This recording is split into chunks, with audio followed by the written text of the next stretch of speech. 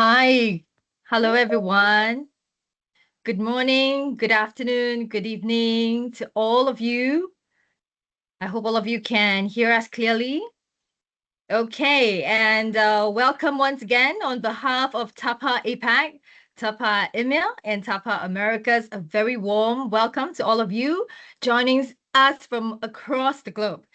My name is Yvonne, and I am the head of standards for TAPA APAC, and it is my privilege today to host the global webinar, Navigating Middle East Disruptions and Strengthening Cargo Security Resilience.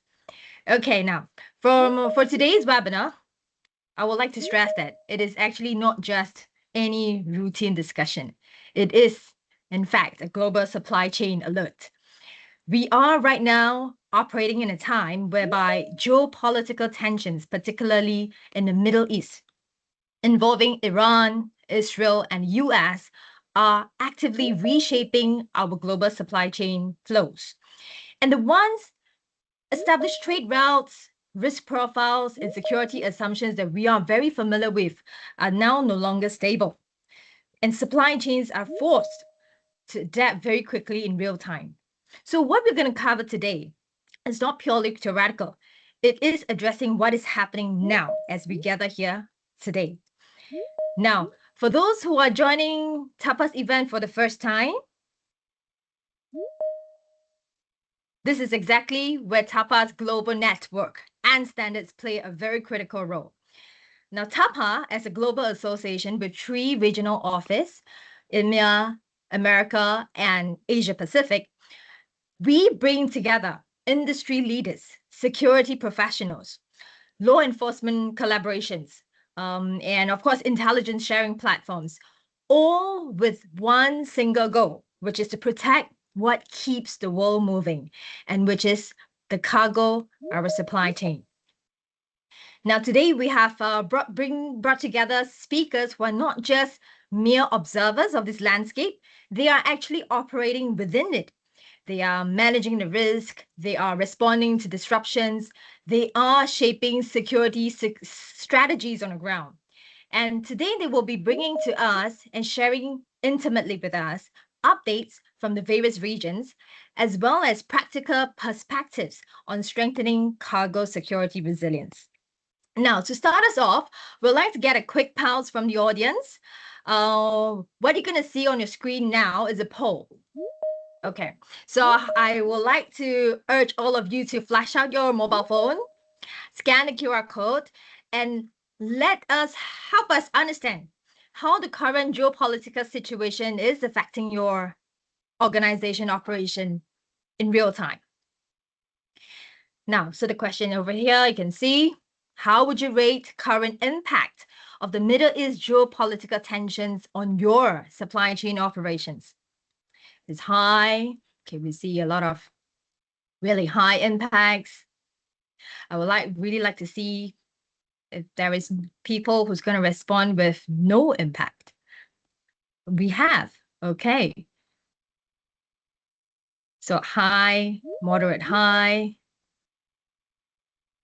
All right. Thank you for your active responses. We have more, but we have 100 over of you. So we'll urge all of you to just give us your thoughts so that we can also understand from the ground what you guys are experiencing. Okay, so moderately high impact. Okay, so well, I think from the results here, it's not surprising, very telling. Thank you. Keep the responses coming. Thank you very much. So you can see the majority of the organizations here have responded saying that they are experiencing moderate to high levels of impact. And this actually confirms that situation is not isolated. In fact, it's very systemic and it's evolving across the supply chain ecosystem. Okay, great. Now, another quick poll as well. So now we understand the impact. We know how the sentiments on the ground. We will also like to help us understand how prepared is your organization managing all this sudden geopolitical disruptions?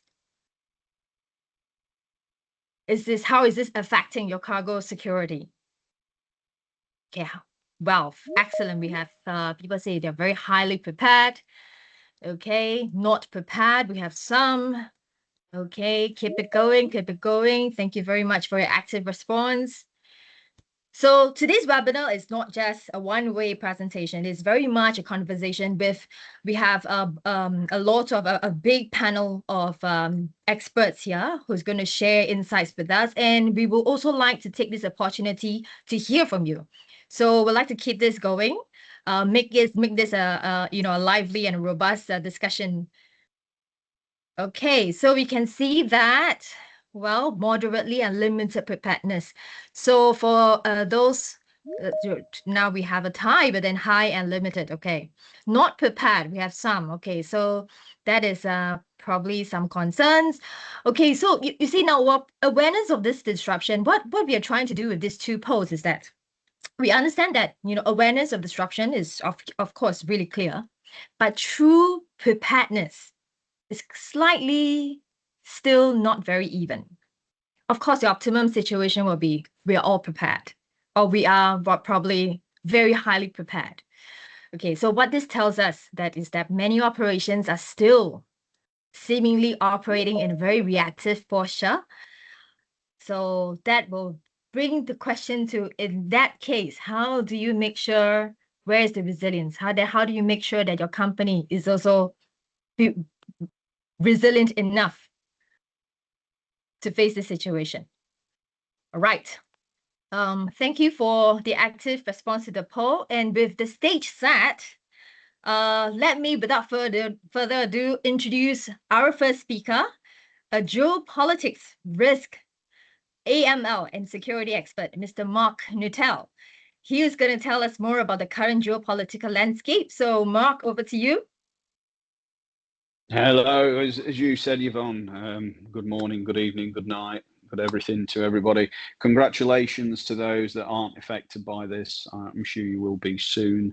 Anybody that knows me, anybody that's seen me speak before can usually appreciate the fact that I'm full of slides and graphics and all of this stuff, but we're not going to get into that today. So what I want to do today is basically step back from the daily noise that is the Middle East and step back from some of the elements that you've been hearing on this 24-hour news cycle, etc., and give a practical operating picture. So my central point is that supply chains, as you could probably all feel, and especially from that poll a moment ago, is that most people are having some type of effect in relation to the Strait of Hormuz, partial closure, whichever way that you want to place it, and the lack of oil within the system. And I'll come on to oil in a moment, because obviously for the majority of you, you'll know that oil isn't just a fuel, it's in everything, almost literally. But that we're no longer functioning inside a stable kind of efficiency-led global system anymore. And I'll come on to bits of that. So now what you're operating in is fragmented, completely globally fragmented, especially after COVID and onto the years after that. Politicized and energy sensitive environments as well, highly energy sensitive, due to the fact that the majority of energy zones, energy producing countries, etc., that produce oil are mostly kind of within the Middle East and within Southern America and other particular states, that has had some focus on it by the United States of America. So where you're looking as well is that there's a lot of conflict in those areas. You've got issues within the trade sector, within insurance as well, especially some of the changes that came with insurance during COVID, post-COVID, freight, inflation, and public sentiment. So now they interact more directly than they did before COVID and up to a few years ago, and before we had a 24-hour news cycle and then social media on it as well.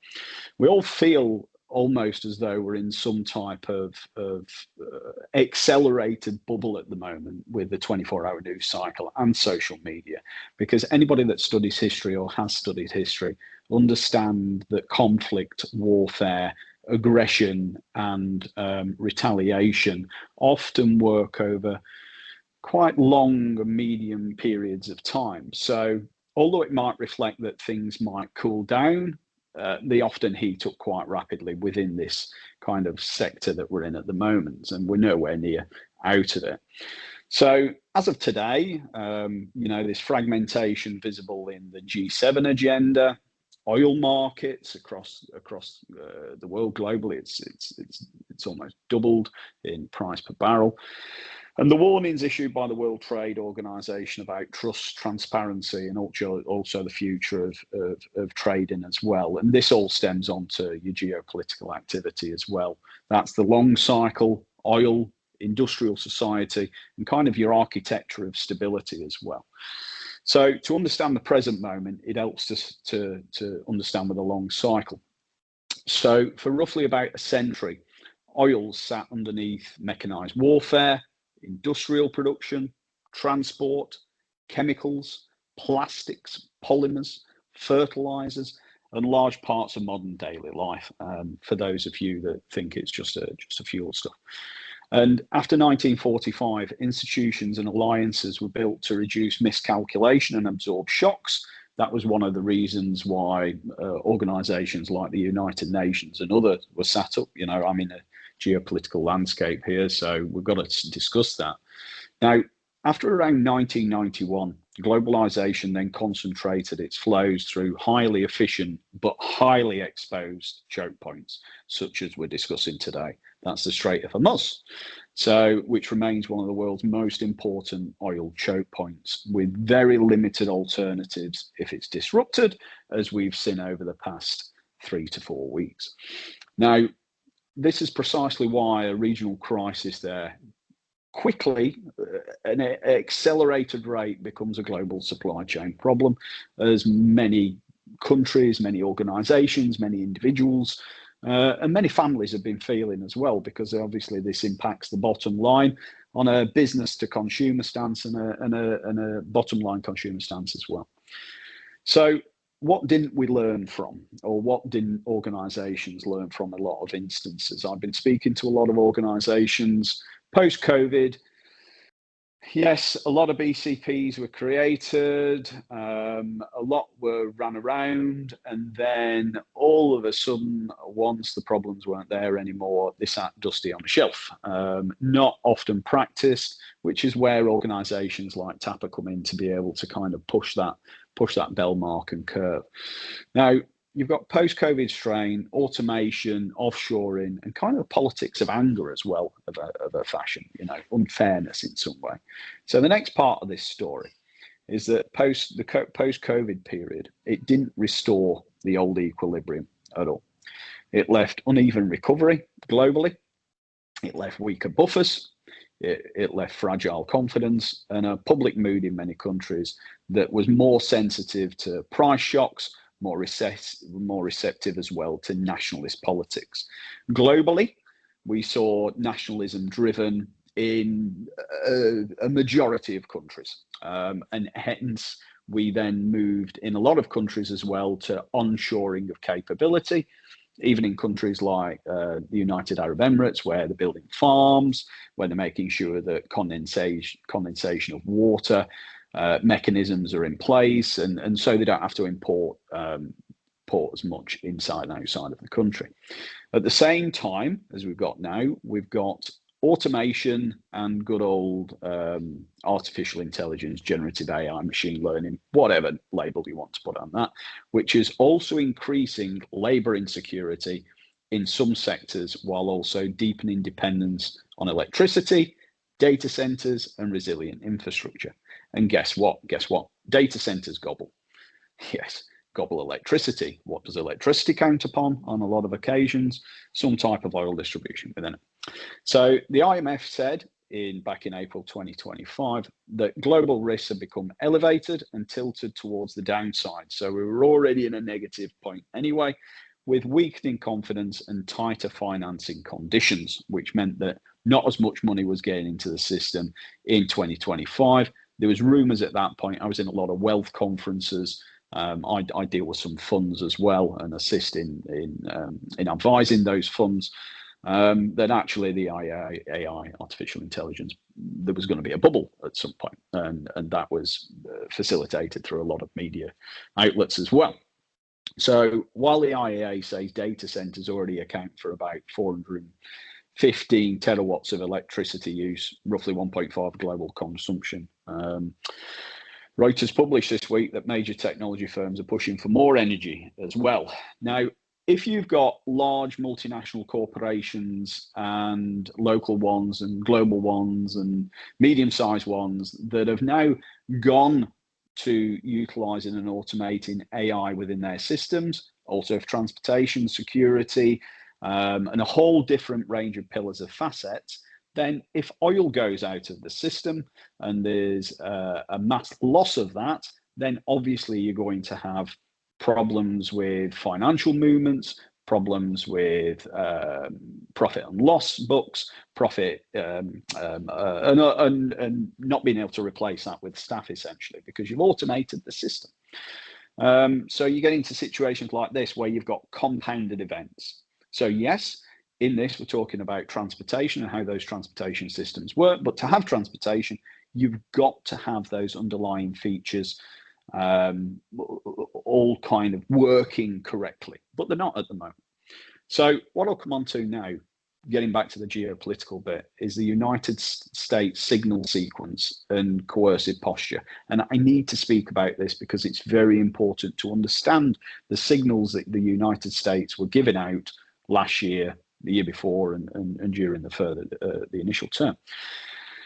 So one of the strongest themes within this, and that I think is quite correct actually, is that on the 4th of February 2025, Trump ordered a review of international organizations, conventions, and treaties seen as contrary to US interests. So those were, in the main, treaties in relation to European Union, United Nations, and other international organizations. Then, on the 10th of February 2025, it paused enforcement of the Foreign Corrupt Practices Act and initiated a review of the anti-bribery enforcement process as well. In March 2025, proposals emerged to strip out large parts of US aid, which is now defunct. And by the 20th of March, a couple of weeks, last week, 2026, Reuters was reporting that a new State Department humanitarian bureau, following a major foreign aid overhaul, was also going to be cascaded. So on the 5th of September 2025, the White House authorized the Department of War as a secondary title for the Department of Defense. Now, obviously, we're in a period of war at the moment. Anybody that didn't take that as a signal back in September 2025 should have done. Then we come to the 7th of January 2026, and I published this on LinkedIn as well. The president announced withdrawal from 66 international and UN entities as well. Now, even if one disagrees with the politics, the sequence is pretty clear. It signals a harder, narrower, and more coercive view of power, institutions, and also nationalist and national interest as well. Even just the sheer framing of the old Department of Defense as the historic name of it as well, so it's called Department of War previously, then reframed as a Department of War, then places you onto an offensive foot point. Okay. Now, coming back forward to oil. Oil is the material system beneath the global economy. So it matters because it's, as I stated earlier, it's not just a fuel issue. It's a material system. It sits underneath road transportation, maritime transportation, aviation, petrochemicals, packaging, pharmaceuticals, electronics, textiles, lubricants, insulation, large parts of infrastructure. So even just this week, because there was a 50% rise in polymers in India, The water bottles, and hence the water, just water bottles in themselves rose by 11% in price, and hence those the critical need for water that is clear in certain parts of India.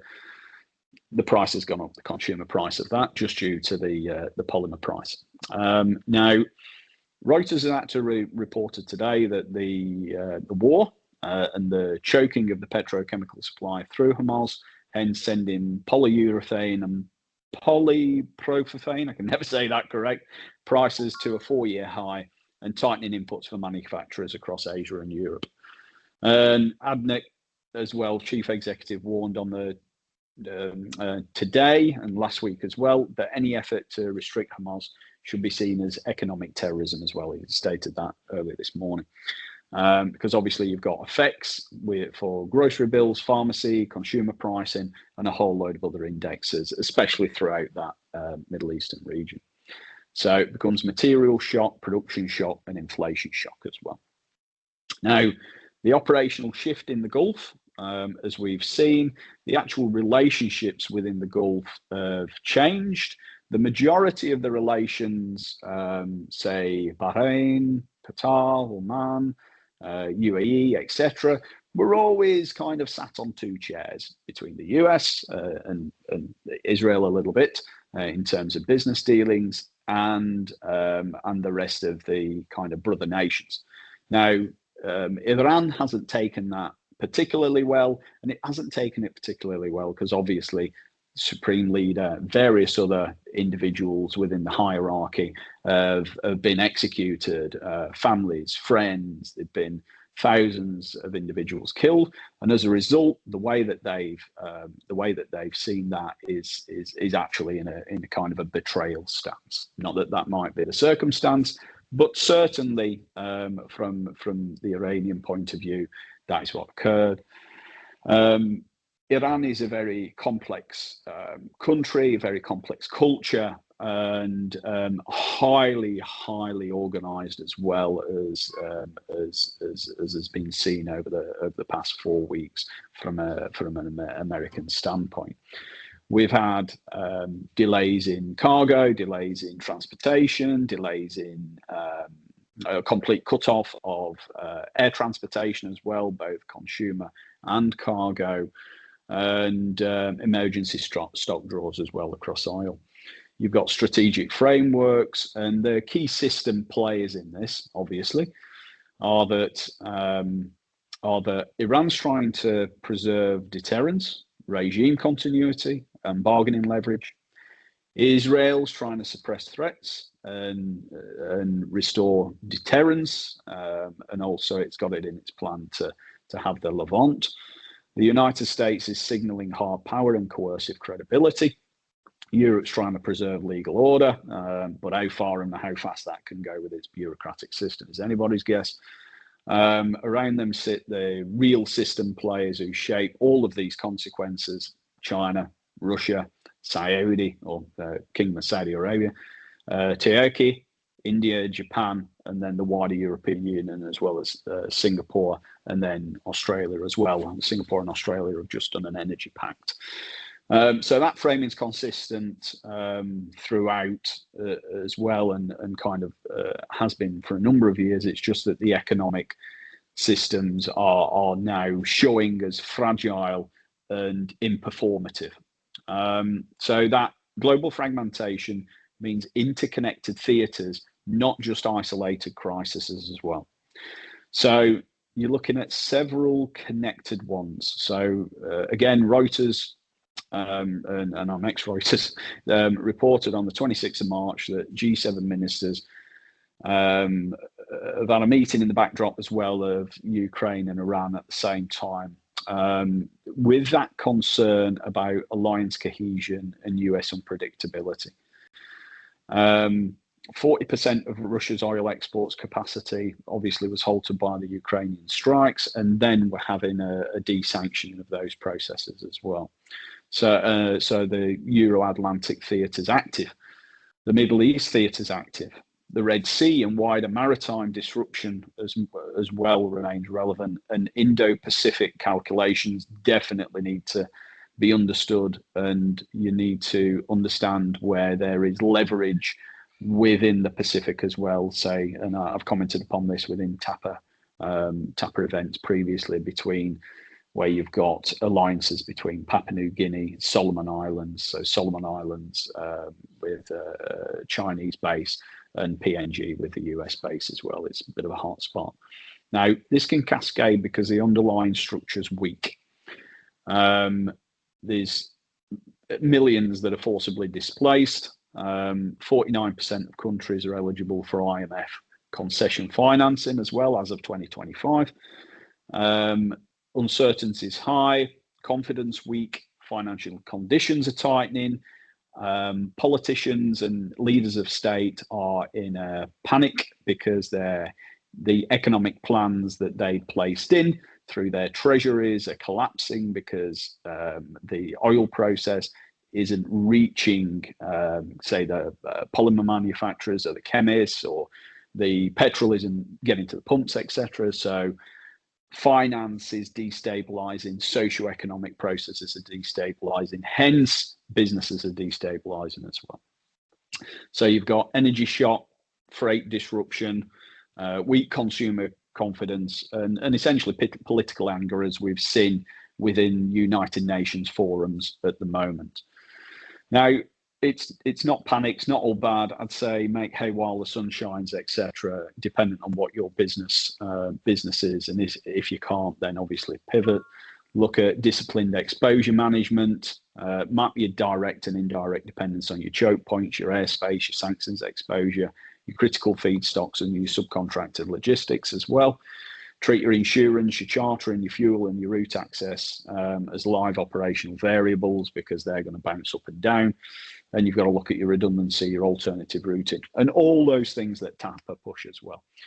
So closing point simple. We're not watching kind of a temporary disturbance here. We're sitting outside normal business activity, and we will do for some significant period. It will become a kind of new normal with this. Are we going to edge to a global conflict with two major powers? We're as close as we have ever been. And I would say, with the ripple effects that we've got at the moment, make sure that your BCP is up to date, not just utilised and followed through. I've got to make it as quick as possible. This could have been a university lecture, but it's not. So thank you very much. Speak to you later. I will try and get some better slides next time. You can all go gaze at them. Thank you. Thank you, Mark. I think what you have shared is, I think you're trying to touch on many points, and I think it's great that you set the backdrop of it all.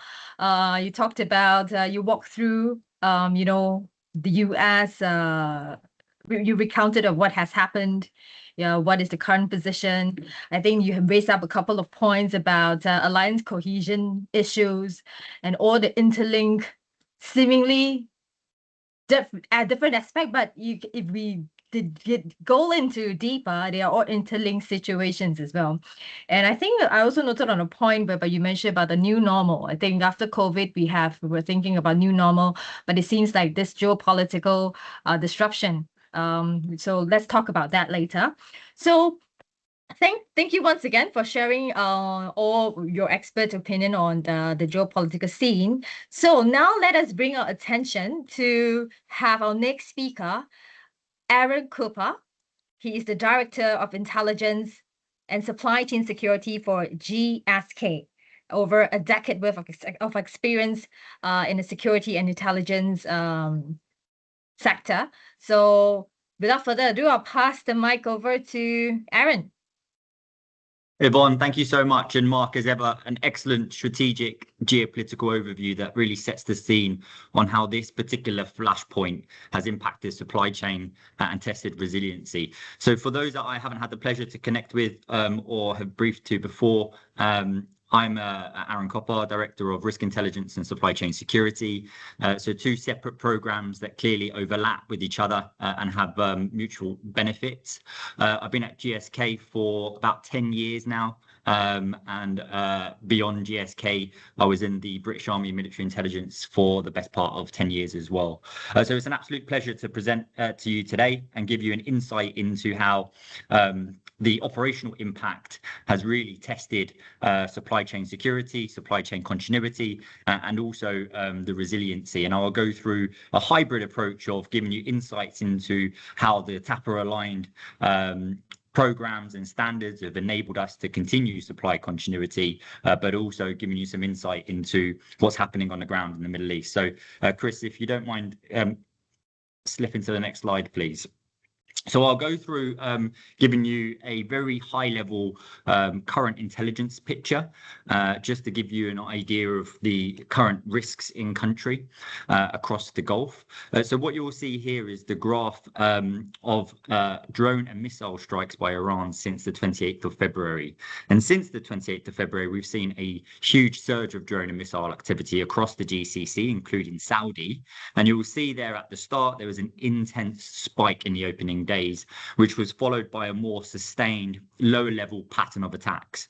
Now, it's important to note that the Iranian intent and desired end state with their strikes was not to cause mass casualty, but actually to disrupt the GCC and to put as much economic and societal pressure on the region in order to gain leverage and hopefully gain leverage towards the US, with the GCC applying pressure for some form of ceasefire or stop of military operations against Iran itself. And that pattern is important as you see it decline. And Chris, if you just click to the next slide, you'll see it has declined significantly. So it isn't just an escalation followed by a resolution, it's an escalation followed by persistence. So even as the volume has declined, the threat doesn't disappear and it becomes unpredictable. It becomes more distributed and it's harder to manage operationally. And what this means is that you don't need to have a large amount of salvos or ballistic missiles being sent across to disrupt key supply chain nodes such as air freight or maritime. And airspace closures was a big impact at the start, but I must say the airline carriers here have done an incredible job to create safe corridors, but also to prioritize key products and commodities. So pharmaceuticals was one of those, as well as perishables, food and beverage, etc., in order to get those imports into country. So if you just flick to the next slide for me, please, Chris, and I wanted to just go through the types of events that have occurred by sector. So granted, you might not be able to see that pie chart and the legend next to it, but the majority of the attacks have been towards the military, aviation, and obviously targeting some of those oil and gas infrastructure as well, which has had an economic impact on the Gulf, but as Mark has outlined as well across other parts of the world. So what we saw was that sustained a high tempo of attacks. There was a peak intensity at the start.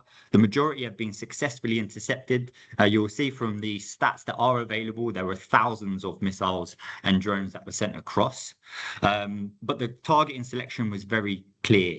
It was around critical infrastructure, it was around disruption, and it was around minimizing as best as possible any civilian casualties or mass casualties. And that's a heat map there as well, just to give you an idea of the type of incidents that have occurred. And then I thought it was important just to give you a snapshot of the incidents that have occurred in vicinity and in and around the Strait of Hormuz. So again, we saw that sustained pattern of maritime attacks occurring. And again, these included drones, missiles, debris strikes. So even though missiles and drones were being intercepted, that risk of debris created a lot of disruption at some of the port activities. This included fires breaking out, etc. So whilst the impact was minimized, it still has an operational continuity risk attached to it because of that debris and that collateral damage. And we also saw on both transiting and anchored vessels that were affected, there was no safe operating posture as the Strait of Hormuz was effectively closed. And as mentioned, those types of incidents that occurred with fires, structural damage, and vessel abandonment as well. So unknown projectiles were fired at vessels indiscriminately across many that were trying to transit through. And then what we saw as well is really this led to having to plan for alternative routes to market. And you'll see there in terms of the pie chart, the types of vessels that were targeted, and you have a very even split between tankers and commercial vessels. What's also important is as the operational tempo has been met, particularly in the Strait of Hormuz and being effectively controlled by the Iranians, there have been some carriers, some oil tankers that have managed to gain passage through. And that has often resulted in questions being asked as to what can we do, or what can logistic service providers or carriers do in order to as well gain passage through there? Is it a case of engaging with the Iranians to get safe passage? Is a non-hostile vessel? But that comes with more than just physical risk. It doesn't remove that physical risk. There is a considerable second and tertiary risk to companies and to carriers if they do try to take that route in order to gain safe passage, such as sanctions and compliance. So it's really important to note that while you'll see in the news that some tankers are getting through, and that might then start prompting ideas around how do we ensure passage for our own carriers, it comes with considerable risk to it and not necessarily a viable option, even though it looks like one on paper. So if you just flick to the next slide, please, for me, Chris. I wanted to go through some of the pre-crisis planning and how we leveraged the TAPA risk assessment standard in order to do that, and just share with you how we prepared really for the worst case scenario. So what you'll see here is based on what happened last year with the 12th Day War, we created an operational one slider which really looked at this particular flashpoint in detail. And so we prepared our crisis management teams in the Gulf, but also globally, looking at what is the worst case scenario in the region and how does that impact the business. So I've only just pulled out the key kind of impacts and scenarios that would fall out from this type of worst case scenario. And you will see there some of the things that are being drawn out, such as Iran blocks or closes the Strait of Hormuz, airspace closures, the Houthis resumes attacks in the Red Sea. What this was designed to do was not create an escalatory crisis scenario exercise, but actually get the business to start planning against the worst case. Because if you plan against the worst case, you're therefore prepared for any eventuality. Also, we believe we were. And I'll go through some of the challenges that can still arise despite all of the pre-planning that you might go through. Now, you would take this one step further. You would look at what's happening in the external landscape, and you will start mapping, depending on your business, where your exposure is. And Mark called that out as well, mapping out your supply chain, mapping out your dependencies. That's really important to do because that will really enable you to ensure that your resiliency plans are in place and they're effective. And again, coming back to what Mark was saying, you have to not just feel that you've got a BCP in place, you have to test it, and you have to test that against your critical third parties as well. You have to validate it to ensure that it's going to be operational, because it might look good on paper, but when reality happens, more often than not, if it hasn't been tested, hasn't been validated, then you're finding yourself having to come up with an alternative during the middle of a crisis. So if you just go to the next slide for me, please, Chris. So how we take that one step further with regards to supply chain scenario planning. So as you will see here, you've got a couple of main routes. So the Strait of Hormuz has been closed. So you start planning, right, what's our alternative route to market? And you think, right, we'll go through the Suez and we'll come into the Jeddah port, and then we do a road move right across the Gulf. It seems simple enough. But what happens then if the Houthis get involved? And then if the Houthis get involved, as we've seen in the past, their intent, their capability to disrupt the Red Sea, you've now got your alternative route disrupted. So if you flick that to the next bit, thank you, Chris, and you'll see there that what happens here is you're potentially planning against this alternative route to market no longer being viable, but you're also having to ensure that the carriers and the insurance companies can manage the risk as well. Because I can guarantee you, if the Houthis do resume operations in the Red Sea, their intent will be maximum disruption, and carriers and insurance companies will be incredibly sensitive to this type of risk, very similar to Strait of Hormuz. So you might actually find that route to market through the Suez and the Red Sea is stopped. So you have to seek an alternative to an alternative route to market. And that's where it gets highly complex. So you'll see there with the yellow arrows, that's a road movement that goes from Turkey, potentially through Syria and or Iraq, into Jordan, and then across into Saudi, and then into the Gulf. That is an incredibly high complex route, and we'll go through how we try to plan against that. And again, you have to have those contingencies and redundancies in place. There's an alternative to the alternative route to market, but there's clear signals, clear historic incidents that would suggest that this might become the only viable option in beyond airspace, if airspace closure occurs as well. So just go to the next slide for me, please, Chris. I think there was a poll here. Yeah. So I'd be super interested to see what everybody else did and what actions they took to ensure readiness and resiliency. So there's multiple choice. You can choose more than one, but it'd be super interesting to benchmark with everybody else. So I'll leave Yvonne and Chris to manage the timekeeping on this. Okay, so we have the QR code here. So just flash out your phone and scan it. Well, you're still thinking we have, you can choose more than one option. Yeah. What kind of actions you have taken to ensure readiness and resilience? Have you done all the various specific crisis exercises like what GSK and, Aaron's and his team has done? You increase your inventory, you diversify your suppliers, you strengthen your controls, or have you not done an exercise that is comprehensive enough yet? So I think Aaron has pointed out very clearly the importance of a RA. I think following on to what Mark was saying, tracking this incidence of event, anticipating that. And while you are anticipating, you see, while this is in anticipation, Aaron's team went on to do all the sit down. I think that exercise must have been intensive for Aaron and his team. Yeah, just keep going. Tell us what you have done, so that we can also understand what you have done and see how our experts in our team of experts here can share a nugget or two with you.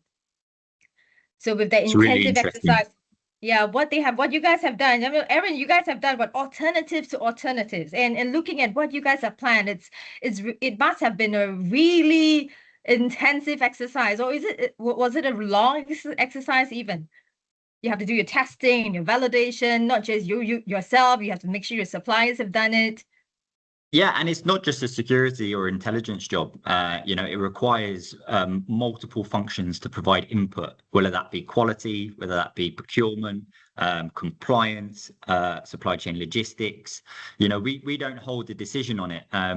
What we can do is provide insight and the security risk that's associated with alternative route to markets. And that's where I'll go through on the next couple of slides of how we've utilized that TAPA risk assessment standard. And what you've seen we go through there is that risk identification, and now we need to analyze that and do a risk evaluation to go, what's the likelihood of this happening and what does that mean for us?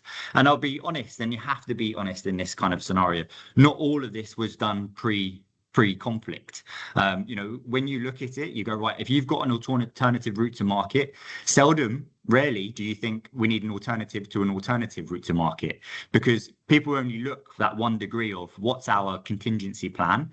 Our contingency plan will ensure we continue operations. I think what we can learn is that you sometimes need to have a backup to the backup.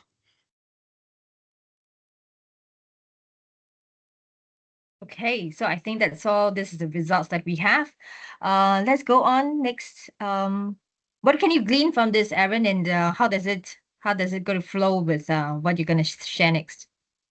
Yeah, I think that identifying and pre-approved alternative transport routes, I think that was the most critical.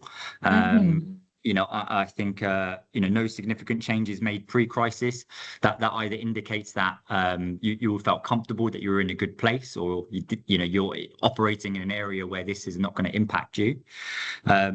But yeah, I mean, it's a good spread, to be honest with you, and I'm sure many picked more than just one. So it's and I think that's what the results show, is that people probably had multiple different options to ensure readiness and resiliency. Okay, great. Okay, do we have Chris? I'm really interested to see what is next. Yeah, so Aaron's gonna share a little bit about how you do your exercise. Is that right? Excellent. Yeah, we'll go through now looking at those specific routes to markets and what's the tactical impact and the risk going through that methodology outlined with the TAPA principles. So Chris, if you go to the next slide. So as shown, that alternative route to market with the strait being closed was to utilize that Jeddah port. But you have to do a risk assessment on Jeddah port. You have to share with the business where the risk is and where the risk in order for them to be able to plan. So we've just put, and this is just an example, and there's nothing GSK specific here, but this is an example of evaluating the risk. So looking at the four risk categories: geopolitical, infrastructure, extreme weather, natural disaster, process, and strikes, and we rank them in terms of what's the most disruptive, which was geopolitical.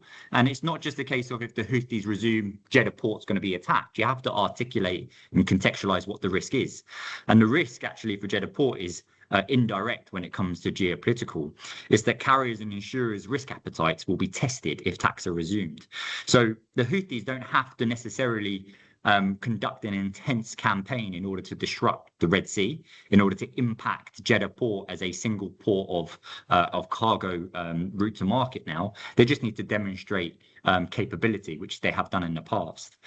And then the other area is really pulling expertise from other functions, and I think that's where the TAPA risk assessment standard goes above and beyond, because it ensures, or it informs and encourages you to go out to other vested functions so that they can provide input.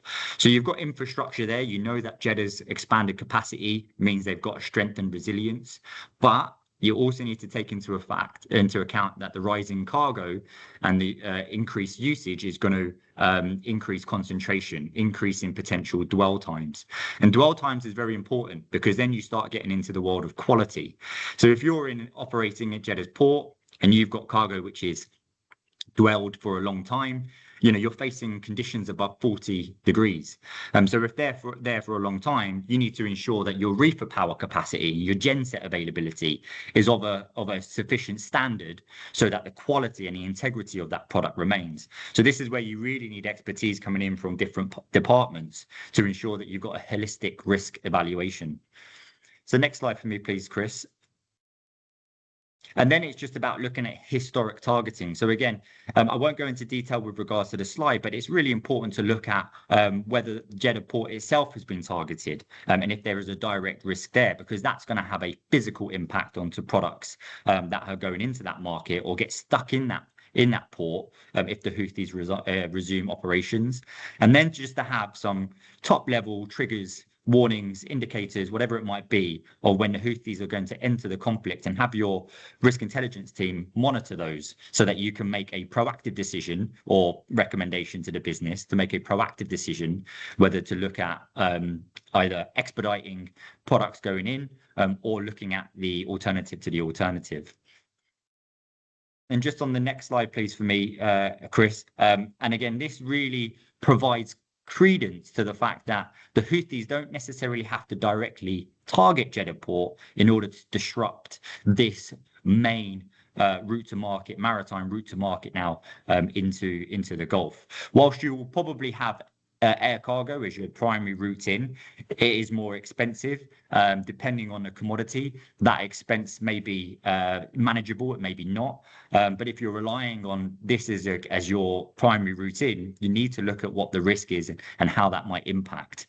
And so just doing a little bit of historic analysis of attacks, you can see there the heat map of where operations have largely been conducted by the Houthis, but those ring ranges give you an idea of their capability. So again, this just provides that analytical rigor to why you are providing an assessment to say Jeddah port currently right now is an excellent alternative. It comes with risk, that can be managed and mitigated, but we need to plan for worst case scenario in order to conduct a supply chain continuity. So just on to, I think, a couple of last slides from me. When we're looking at that alternative to the alternative route to market, it comes with a plethora and myriad of different risks and threats. So you will see here, when maritime routes are disrupted, the risk doesn't disappear, it just shifts onto land. So what we're seeing here is that high complex alternative to the alternative route to market, cargo moving from Turkey across Syria, potentially Iraq, Jordan, Saudi into the Gulf. And bypassing that contested maritime choke point should the Houthis resume and it becomes an unviable option. So on paper, this looks like a great solution, but in reality, we all know, particularly as risk experts, that it introduces a completely different risk profile. You are now potentially moving high value goods over thousands of kilometers across multiple borders, through areas with varying security standards and complexities, limited secure infrastructure, and potentially reduced visibility as well. So you need to plan against those and inform the business owner so that they can make an informed decision as to whether this is actually even a viable route. So the challenge isn't just rerouting, it's managing the new exposure that the rerouting creates. And this is exactly why structured controls like TAPA aligned routing, secure stops and monitoring, that becomes the difference between vulnerability and resiliency. So I wanted to go on to this last slide where we can look at, in a crisis like the US and Iran conflict, supply chain doesn't just rise gradually, it spikes. And so as it spikes, it shifts. And as it shifts, it can become unpredictable overnight. So all I did here was just pick out a couple of the focus areas, looked at what the risk profile is before, with no framework, and how TAPA certified, aligned, best practice can help improve and mitigate and ensure effective risk management there as well. So you will see that TAPA helps us bring a lot of structure to that chaos. It gives us a baseline for risk assessment, for control, for visibility across the supply chain. And the real test isn't just about compliance. It's about having as much of these TAPA certified or aligned best practices as possible against the reality. Because the reality is that you might have ISO specific seals that need to be on trucks, but the reality is that might not be possible through the Syria border because customs customers want to see what's in that cargo because of the risk of illicit arms trade or drugs smuggling, whatever it might be. So there becomes a point where you need to understand the reality on the ground, but have TAPA standards set up as best as you possibly can. So there's a real difference between having no framework, applying the TAPA best practices, and what it really takes to manage the risk when the operating environment becomes hugely complex. So I'll pause there for breath. Hopefully I'm okay for time, Yvonne. Happy to answer any questions now or at the end of the webinar. Thank you, Aaron. Well, we purposely invited Aaron for this session is because he sits in Dubai, and every time we see him, we ask him recently, is that, are you okay? Are you safe? Are your family safe? So thank you, Aaron, for sharing. He's in the middle of the heat. So do connect with him post this webinar to catch up if you need. So I see a lot of people are asking for the slides. But meanwhile, before I get into that, I see that we have this little poll over here. Which TAPA standard has become most critical in this crisis that has supported you? So, yep. So I think notwithstanding this, I think you mentioned it right many times. And I think Mark has also mentioned that risk assessment is important. It's not just about, it's not even just being prepared. It's being prepared for even alternatives. And rightfully say, I like what you mentioned just now, Aaron. When issues spikes, it shifts, and then that's when it becomes unpredictable. And that is where how precious and how important a proper risk assessment is. So I would like to urge that for those who have not done any risk assessment before, please do it, and not just not do for the sake of doing, but do really. And you can see that for those who have done, how useful it is at this point of time when geopolitical issue has become front and center. I think since a couple of years ago, we had the COVID issue that unbalanced the entire supply chain. Right now, we are seeing this geopolitical situation also unbalancing us again. So with that, let me bring on to the next group pair of speakers. Okay, they are Tony Luck, our chairperson for TAPA APAC, and Julian Tan, the secretary also from TAPA APAC. So together they will share some in the impacts to TAPA to the APAC region, and also some updates that they have seen. So over to you, gentlemen. Thank you very much, Yvonne, and good morning, good afternoon, and good evening to everybody. Thank you very much for joining the call, and thank you, Mark and Aaron, for giving those overviews. Some excellent insights there. I see I'm on market watch at the moment, and crude reached 102 today, and it was slightly dropping off as we started. Actually increased as Aaron was talking. But thankfully, Aaron, it's the good news is it's just sitting above 101. So what does that mean for us, right? Because if I start looking at some of the impacts here in Asia, we're in the largest manufacturing base of the world, and of course, as we saw with COVID, as soon as Asia has or Europe or the US catches a cold, Asia has to suck it up. And suck it up in terms of what Aaron and Mark was talking about, in the freight cost, the longer voyages, and of course the increased lead times. And look, on the when we were talking about setting this up, we started talking about some of the issues that we saw in COVID, right? And what was interesting, if you look at LNG gas, if you look at fertilizer, and even helium. So I didn't realize that Iran is one of the biggest producers of helium gas. That helium gas is actually used in a range of manufacturing processes, and I'm not an expert on it, but I did read up on it earlier, and that affects the semiconductor industry as well as medical. What does that mean for us? So if there is a shortage and manufacturing plants do go slow or do slow down, what does that mean for the future? Does it mean that we will risk the same problems that we had before, where we had a sudden purge or urge for material, and then we suffered the bullwhip effect, and of course, and we saw the supply chain disruption from that just after COVID. And look, as Aaron said, I would always say, was this a foreseeable risk? And the reason why we introduced the risk assessment standard in the first place was during COVID. Some of our surveys showed that 68% of the members and non-members who answered the survey did not have a business continuity plan.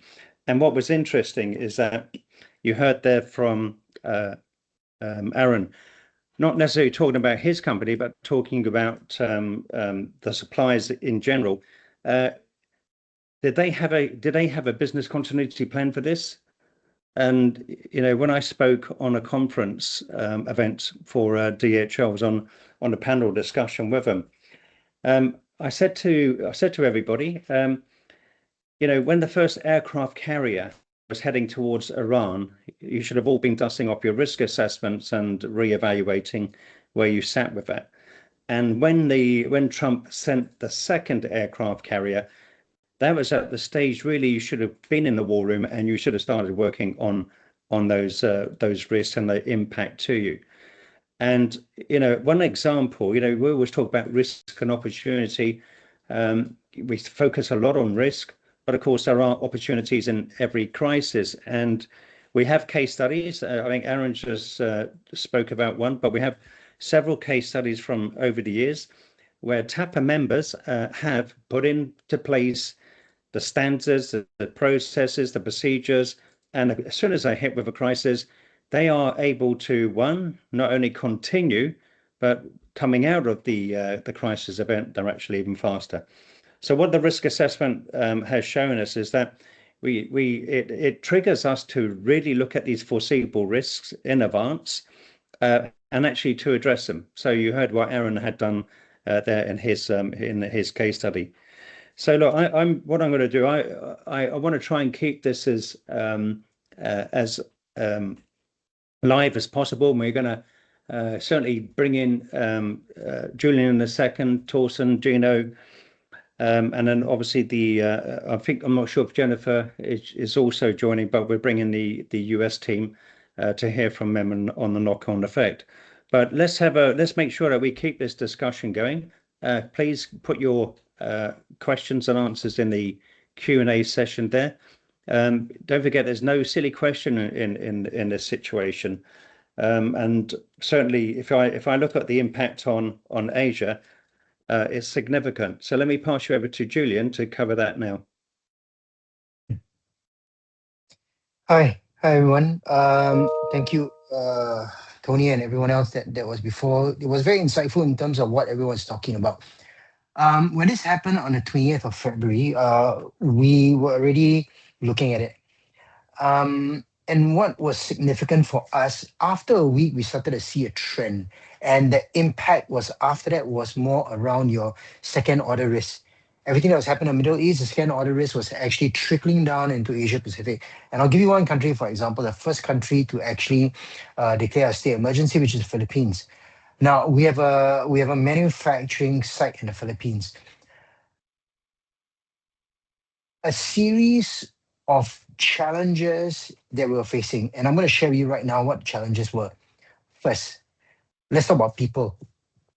Because of the surge in oil prices, I believe up to today there has been 5 oil price surge in the Philippines. You're looking about an estimated close to about 450 petrol kiosks that are shut right now. Some would offer you petrol, but not diesel, and vice versa for some. Now, what kind of shock does that put on people? Number one, inflation. Not everyone's going to be able to pay for diesel and come to work. Second, what we're seeing now is that there's an increased number of people now who may not be able to come to work. That becomes a problem for us from a manufacturing standpoint. Next, let's talk about assets. From a physical asset standpoint, as we look internally as part of the BC plan, we try to identify how long can we sustain with critical functions in place. We realize that actually not very long. We're about 40 hours. And then what the government did was, load shedding. So the Quezon and other areas, they started to load shedding. At night, they will shut off power for a couple of hours. Right. All this started to stack pressure on the company. And then lastly, wanted to bring up as well as this. As we look to our suppliers, because of the disruption in supply chain, we had to look internally in terms of stocks, raw materials, so on and so forth, whether we had sufficient for us to continue to manufacture. All this became part of an enterprise risk register at a second order. Did we plan that properly? The answer is some we may have, but not in its entirety. So when we start to look at risk, we kind of need to identify at an enterprise level, end to end. Understand your business. What does that mean? Because from a security standpoint, which some of us are, and myself included, is that we are very micro. We sometimes look at a particular segment of the business and we do not look at the downstream effects. So in this case, what we did was we looked at our commercial teams, we look at our suppliers, we look at procurement, we look at legal, we look at everything across, we look at government affairs. We reached out and we said, hey, look, let's get together, sit down and review the risk posture that we are at. And hence we were able to kind of navigate through some risks, not all. We were not able to, because at some stage, this oil price shock is going to kick in at a national level for many countries. So now we're seeing Philippines. We are going to be seeing countries like even in Australia, they are looking at energy conservation and many others. So these are some of the things that we looked at Then we went to our business continuity. We reviewed our business continuity on the fly, right? Because what we had set in a drawer, when we pulled it out, what we realized is the things that were in there were not suitable. So we readjusted the thing again to make it fit for purpose for this particular situation. Yeah. So in summary, what I wanted to say is this: understand your business flow, understand what your practices are, understand how the business happens from point A to point Z till your product or whatever that reaches the consumer, the full works. And then when you build the enterprise risk plan, it is strategic, second order, third order, to be able to help you map out where your gaps are in its entirety. Yeah. Happy to take on any other questions specific to some of the risks that we were facing as a company. But I want to open up to the rest of the speakers for them to share. Thank you. So, thank you, Julian. So, look, I just wanted to talk about. I was at Singapore Computer Society today. They actually have a large supply chain membership, and they have something like 41,000 members in total. Look, they put some scenarios together, and interesting, they shared that scenario one was like a month's closure, which we're coming up towards. And so what was the disruption severity? And obviously, as Mark and Aaron have talked about, in terms of a short-term shock, and of course the price spike, but manageable in terms of the global supply chain. Interesting enough, if it's a 3-month closure, then you come to that sort of structural disruption, major logistics and manufacturing impact. So some of that what I covered. If it goes to scenario 3, which is a 6-month impact, then that's systemic, and of course that risks a global recession. So those are some of the overviews that this group had put together on a simple slide. We'll share that with everybody later. So let's flick over now back to Yvonne to introduce Torsten and Gino. Okay, thank you very much, Tony and Julian. I think, Julian, just now what you mentioned about what happened in Philippines, that was very good sharing. You see, this is only just one country in APAC, and this is an actual scenario case that Julian is currently facing in his company and what he did.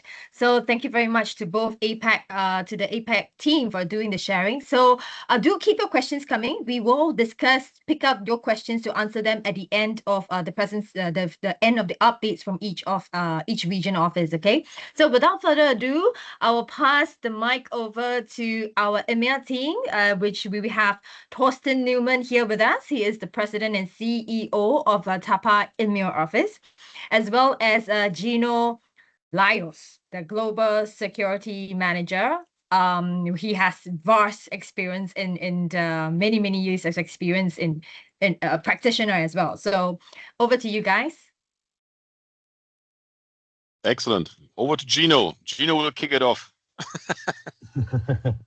Thank you very much, Torsten. Thanks, Yvonne, and thanks everyone for joining us today. Thanks to all the guys that have spoken before. I think as we see, almost all these things are happening in our region. Our EMEA region, and somehow we kind of got we are the lucky drawers of all these things happening. And I would like to basically open with something that is quite important. I think we should keep in mind one of the things that started at the beginning of this situation, which was most of, I would say, what was happening around was like, this is going to take some couple of days and this is going to be finished. I think we should be very careful in consideration that this is going to be a very long potential conflict that is going to stay there for longer than, 3-4 weeks that are now. And as we have been impacted within the region of the Russia-Ukraine war, I think there is quite some learnings out of there. There are a couple of things that we will go over it, and then Torsten will kick off with something that we believe it's important. But there are, let's say, 4 focus points that are here to consider as part of our focus. Is what is the current security landscape in the Middle East, which has continuously changed, and there are a couple of things to be there. There are some operational impacts on air and ocean, and I think we've also, I mean, I've heard Julian and Tony speaking about it. Also, Aaron mentioning COVID, and I think that should be quite of a learning, although different. But those disruption needs to be coming back from the mindset. Then we have something that we need to consider from what are the practical mitigations strategy and what is the routing. I think Aaron has went to that side and explained a little bit on the ports and what should be the focus, but also be very much aware that it's also about the preparation and the future, and we should also consider the outlook for the regional supply chain and how we build that resilience. I can get into more details about it, but I'll just let Torsten kick in with the part and the TIS, and then there's a couple of more interesting stuff that we're going to show you guys today, and hopefully you enjoyed. Thank you very much. Okay, excellent. Thanks, Gino. Yeah, I think what is quite important, as you already said, as Aaron said, and all the speakers, before us, is really right now, I must say, it's a lot of unknowns. Of course, what we can see, and that's something what I'm sharing with you right now, that the fuel price is going up significantly, especially in Europe. This is an example here from Germany right now. So since it started, the fuel price in Germany alone increased by more than 30%. And, every morning it's a kind of a surprise, because it's only going into one kind of direction. I think what is also quite important, if you look at it right now, related to preparation, what Oren already said, is really, so a lot of our members are really using intelligence and of course are also, driving for transparency and would like to understand what is the challenge right now. So we all know, as also said by Oren, that everything here is closed right now. It is an opportunity, but we heard all the stories. I think what is quite important also to check really what TAPA can bring you, related to risk assessment, related to information, related to data. If you look, for example, and one good example is TIS. So TIS will give you the visibility to find TAPA FSR certified companies, nearly all over the world. And as you can see, you have a lot of opportunities, so there's a backup. There's something what you can do. You can go different routes. You can use different directions. You can have stops. And it's not only that you can use like TAPA FSR certified suppliers, you can also say, okay, what is the same situation with TSR? What can I do with trucking? What can I do with parking spaces? Which right now, of course, it's focused on Europe. But I think that's really quite important. What we see already, and that's really interesting. And of course, we all knew that, is that fuel theft, especially in Europe, is going through the roof. So we are receiving for TIS every day at least 10 to 30 new incidents where we know it's only the tip of the iceberg. Remember that, it's really not the reality, but we have the information that fuel theft right now is really something where we see a significant peak in Europe because of the fuel prices. That's really quite important. Other than that, I would like to hand back to Gino here on this one, because a lot of things already been mentioned, and as also said by Jamie, unfortunately, or by Gino, I'm sorry, we all talk about that this will be potentially a very short crisis, but I would like to go back 4 years, where a lot of people said the same when the conflict started between Ukraine and Russia, and we are now in the 5th year, and that's really quite important. So I think the big question now is what's next?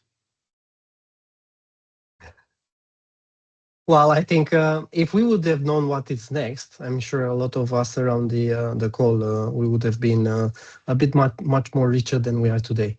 But I think going back to what Torsten said, and we have alluded to the standards, and I've seen the majority of the answers saying specifically if it's all of the above, but it's also on the standards, but also the risk assessment. I think it starts a little bit to understand what is going to happen. I think for EMEA, we have seen in the past years, but we will also see it, I'm sure, increasing. I will not want to guess a number here, although I like sometimes to give some projections, that due to this fuel and due to all these things happening, we're gonna see an increase on that side.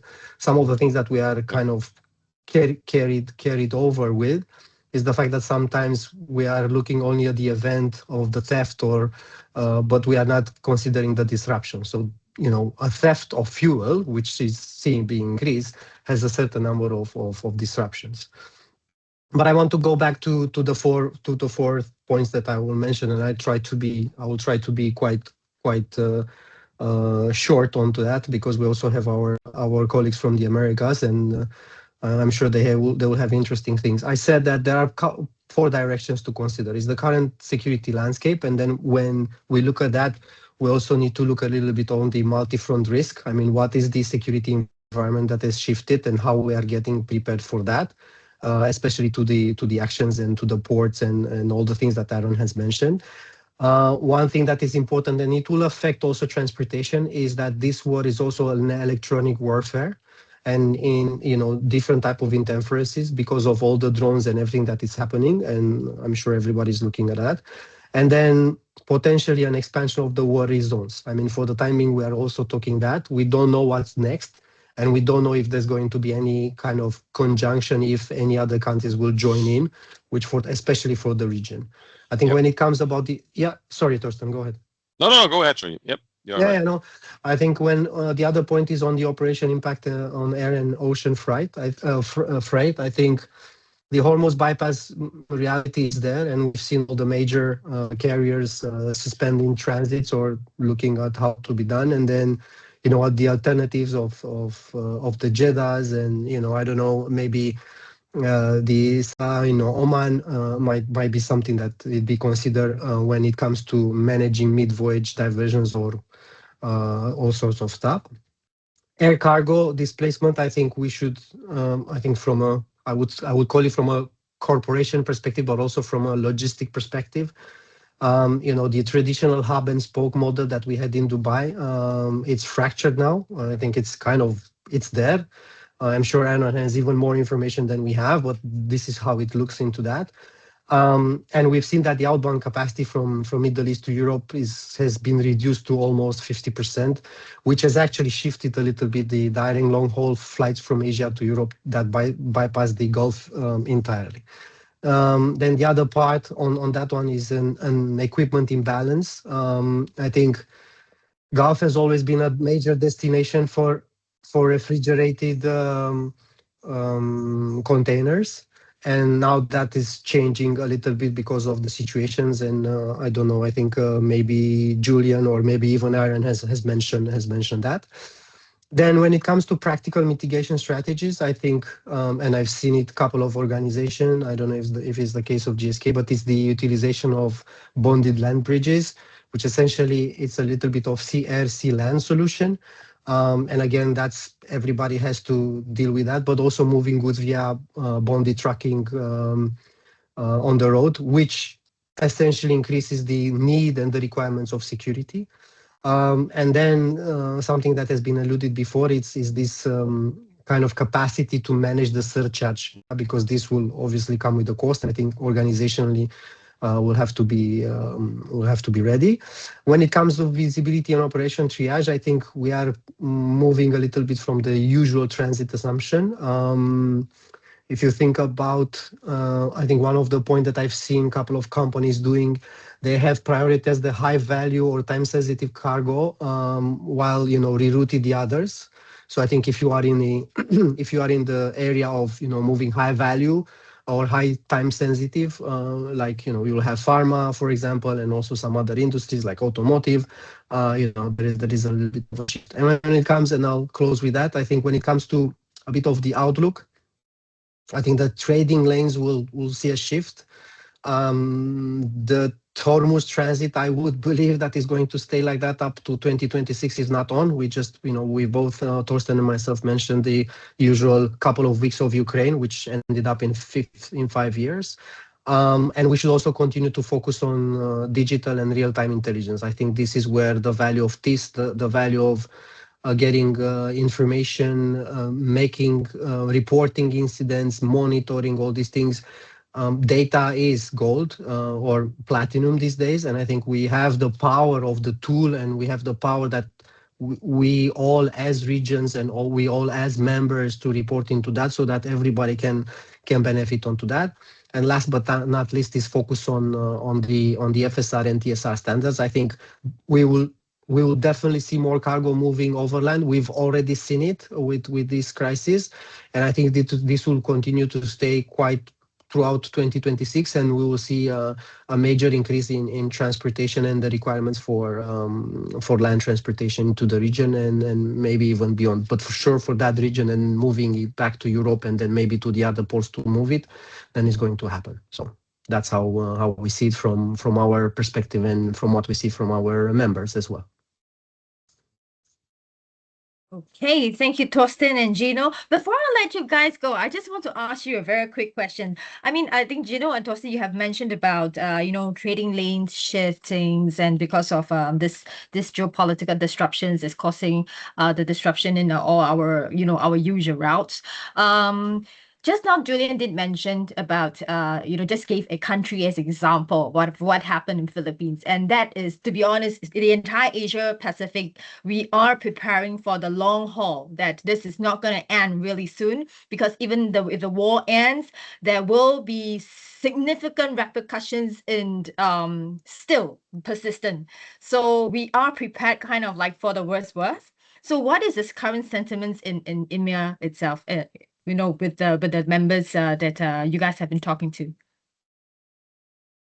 Prepared that it's going to end, there's going to be back to better, or it's going to take a longer time to go back to the normal, so to per se normalized. Torsten? Yeah, so from the members I spoke with, in general, they are prepared for a very long time. Let's be very open and honest here on this one. And so far, really nobody believes that the impact will be over within a couple of days like that, even when the conflict will be over, because especially also the damage, in the infrastructure, to get it back to normal work will take a while. And as you know, it's easier for companies to increase something than to decrease, and that's also quite important. So last but not least, I think Gino also spoke with a lot of members here on this one over the last couple of days. And that's really the situation right now. Okay, great. Thank you very much, gentlemen, for the updates from the EMEA office. So without further ado, I'd like to introduce. Thank you, Gino. Thank you, Torsten. And with that, I'd like to call upon the last office here, which is the TAPA America office. So we started with the Middle East. We are gonna end with somebody who's in the US, close to home. So Scott Connell, he's also the chairperson for TAPA America. So Scott, over to you. Yeah, hi. So my input here is going to be brief. I think that a lot of the information that I could bring to this would be a little bit repetitive to some of the things that were already said. I will say that I agree with Thorsten's initial statement that there are a lot of unknowns, and so from an America's perspective, that remains very true. There are a lot of unknowns. The immediate impact that we're seeing here, obviously, are the increase in fuel costs, and that will continue to have a ripple effect across the U.S. supply chain. There were just some announcements that came out this morning from some, pretty recognizable and larger delivery companies that they'll be adding an 8% fuel surcharge to delivery costs. And to me, that's probably one of the first solid documented signals that, that ripple effect will begin. As the fuel costs continue to rise, the cost to move freight will continue to go up, and we'll see that economic impact. I am not, obviously we all have our different thoughts and perspectives on this. I am not of the belief that this will continue to drag on for any length of time as a conflict. I do think that, what was mentioned by EMEA, that the infrastructure part, the reconstruction and the movement forward of Iran will be a long-term project, and there will definitely be some long-term impact there. But I don't believe that the conflict will go on very long, and that's the general consensus here. I think there's been a lot of talk and concentration on the changes in the shipping lanes and the impact to the shipping.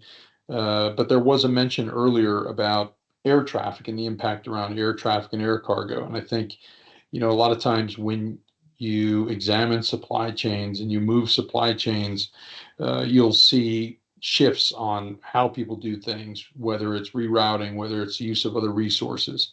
Thorsten mentioned and showed a great example of how, as TAPA members, you can lean into TAPA and use the TAPA resources that are available. And I would encourage TAPA members to do that. I think that all three chapters of TAPA do a great job bringing resources. Myself, in preparing for this, I reached out to our IIS partner, Overhaul, who gives us our global perspective here, to get some of the information that I was going to review and talk about. And I think one of the things that caught my eye, two of the things that really caught my eye from some of the information that I was able to get from them, is maybe some of the disruption that people don't necessarily immediately think about. And, one point that was made was the electronic navigation disruptions, spoofing, GPS interference, jamming, that can cause even more confusion than there already is in the shipping lanes and in the effort to move freight and cargo.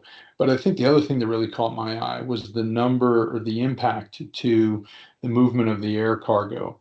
And I think that the impact of that will be felt more than what's being currently talked about.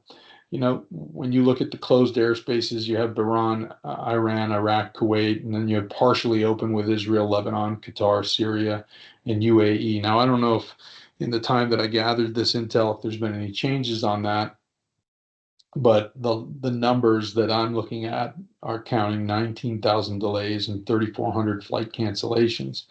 And that's another ripple effect that I think a lot of people have to think about and prepare for. So if you're moving from shipping and you're thinking, hey, I'm going to shift to air cargo, it may not be the way to shift. It may not be or offer you the ability or the flexibility that you think. We're also hearing contemplation of companies potentially invoking force majeure clauses in their contracts when dealing with their clients. General consensus on that is that, there would be a lot more information needed and more to come on that, basically. But the implication there is that there's chatter and there's discussion about it. So this goes back to my earlier statement of, we're not really feeling those ripple effects yet. It'll be interesting to see how they play out here. The most and upfront and obvious one is simply that cost of fuel. You see gas prices anywhere from $3.99 to $7. It's a wide variety of pricing across the country. Diesel tends to be even higher. So the cost of goods to move will continue to rise, and that will impact the cost of goods. If the conflict remains short, if the actual conflict itself remains short, I think it will be a short ripple effect. But the ripple effect always happens after, or more so happens after the conflict itself. And I think that's what we're going to continue to see here. As the conflict goes on, we're now starting to see the beginning of that ripple effect, and that will last out after the conflict comes to an end, whenever that end is, whether it is short term or long term. The ripple effect always lasts longer than the conflict itself. And so how long will it take for things to reset? I also don't think that there's an imminent threat of a higher conflict or a conflict between two larger entities. I think that this is going to be a relatively centralized conflict that won't change much from what we're currently seeing.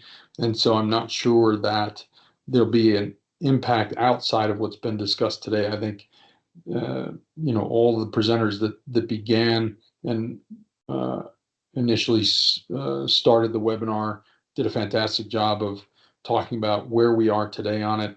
And I really don't think it's going to go much beyond that regionally, but it's going to have the exact impact that most of these presenters have discussed.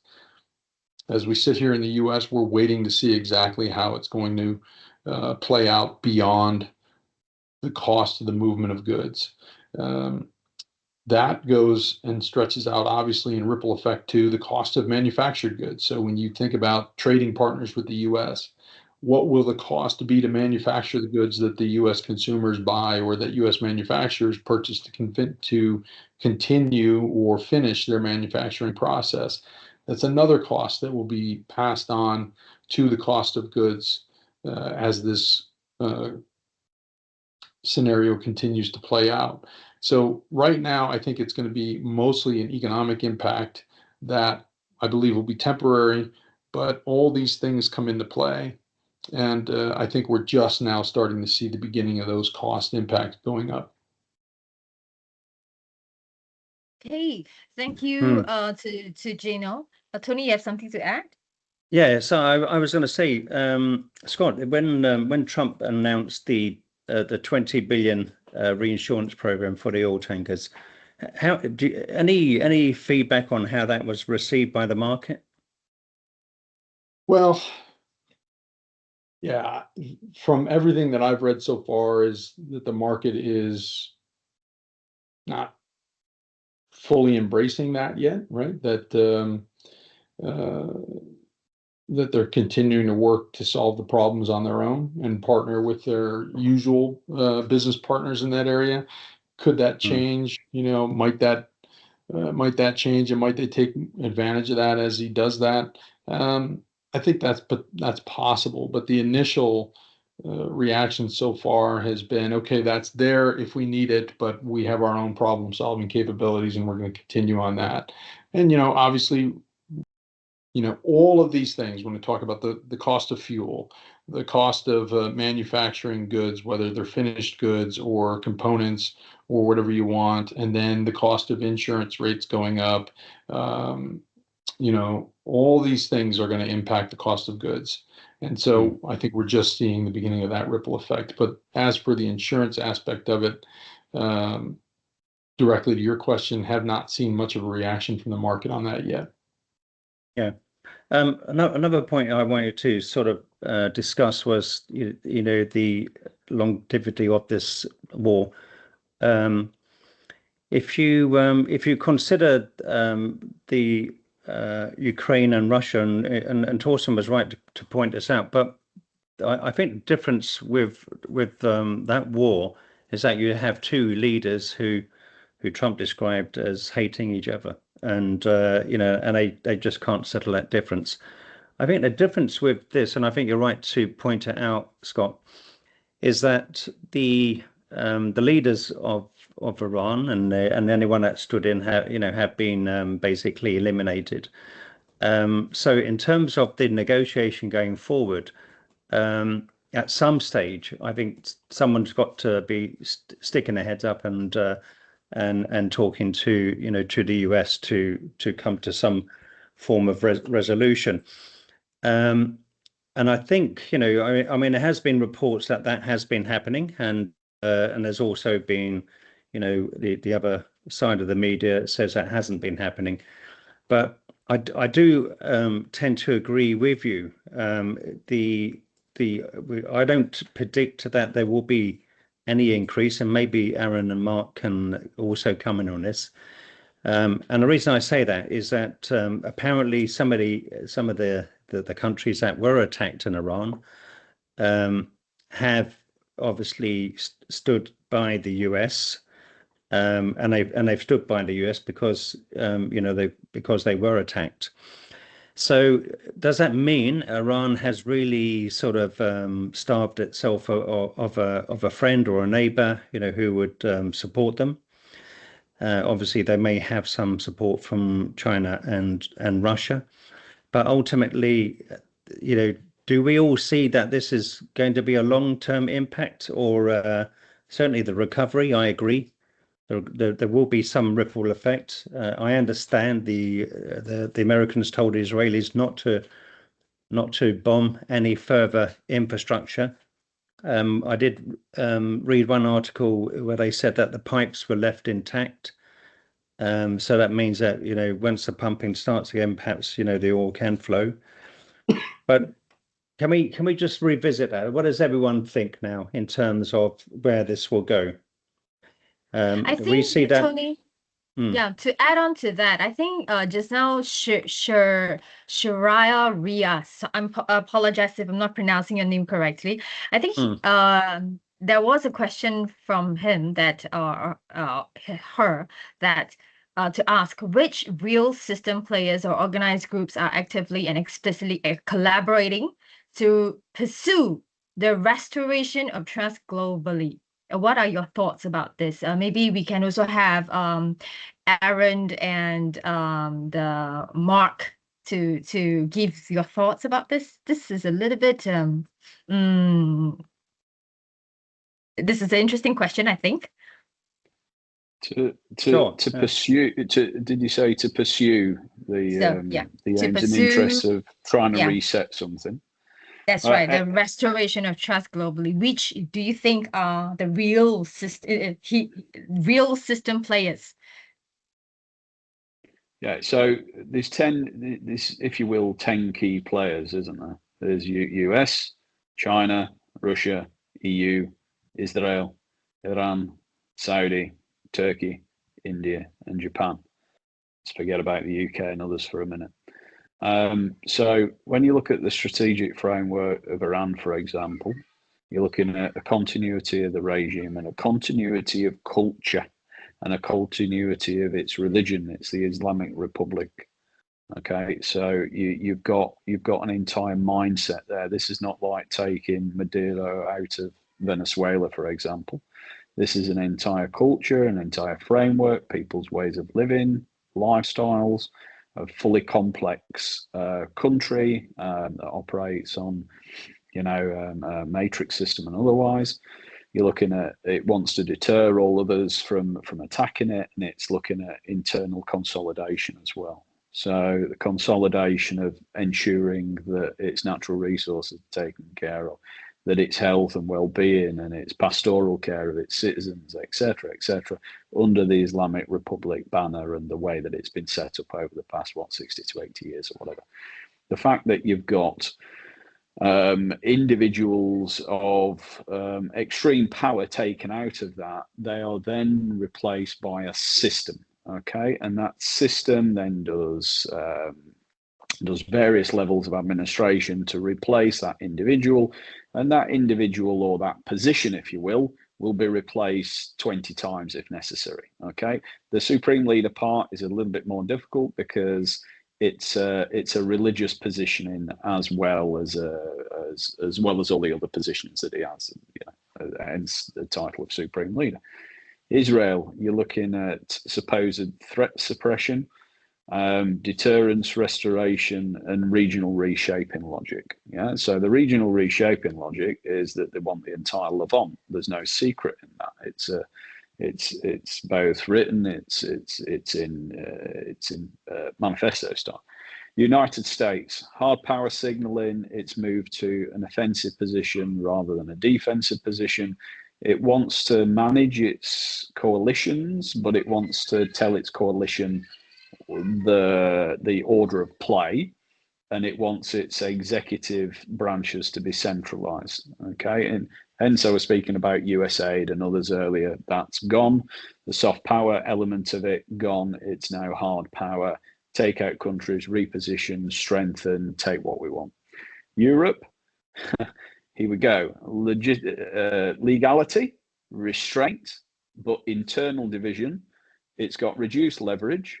It's got hardly any money in the bank. Any money that it does have in the bank, it's taken essentially from Russia. So you've got problems in that. You've got problems in power. You've got problems in manufacturing, immigration. You've got problems in citizenship and who could possibly entertain having a conversation between what is a major coercive power such as the US and then a power that wants to ensure that its country remains stable, such as Iran. And then Saudi. Does Saudi benefit from a war? Of course. Okay. And why does Saudi benefit from a war? Because the higher the barrel, because it's, what is it now, 90% oil exports. So the better the oil, the more extreme the price of the oil barrel is, the better it is for Saudi, and they've got various locations across the globe on which to push that oil out. It doesn't have to be straight from the tap. So yeah, Turkey's trying to do a bit of leverage at the moment, but it also knows it's in a sticky position with Israel. Then you're looking at Russia. Russia's kind of sat back a little bit, but still kind of reaping the benefits of this in terms of the desanctioning. There was always going to be a desanctioning from Russia because of the sheer nature of the transportation system over the north, in terms of the Arctic corridor, etc. I'm not going to come on to that now and bore you all day with it. And Japan's having a hard time of it, and so is South Korea. And so let's see what North Korea does. But in terms of somebody coming to say on a white horse that everything's going to be all right, let's play nicely, let's change the global economy, who is going to do that? Because there's very little mainstay powers apart from the keys of China and the US. And I'm not going to even get into the China debate today. Thank you. Thank you, Mark. Mark, listen, thank you very much for that. That's really helpful, and I'm sure everybody online would has appreciated those comments. Look, as you say, there's a lot of known unknown, but there's probably more unknown unknowns. So I think there's a lot still to be done from our side, and certainly the risk assessments, as Aaron said, and you saw the best practice that his GSK had adopted and how it had helped them. I think it's something that everyone should be constantly looking at. And I'm sure Yvonne will share the TAPA risk assessment standard and for your help and through this period. Look, in terms of when I'm looking at some of the impacts coming up there, I see BCP. And that goes back to what Scott was saying, really, in terms of the ripple effects, but also to what Aaron said in terms of supplier readiness, whether they have got that capability. Now, look, I saw there was one question that came in, and this was basically how are firms managing the resulting capacity squeeze. Jackson, is from the discussions we'd had today, unfortunately, it is really just price increases, and with some of the carriers, whoever pays the most gets the capacity.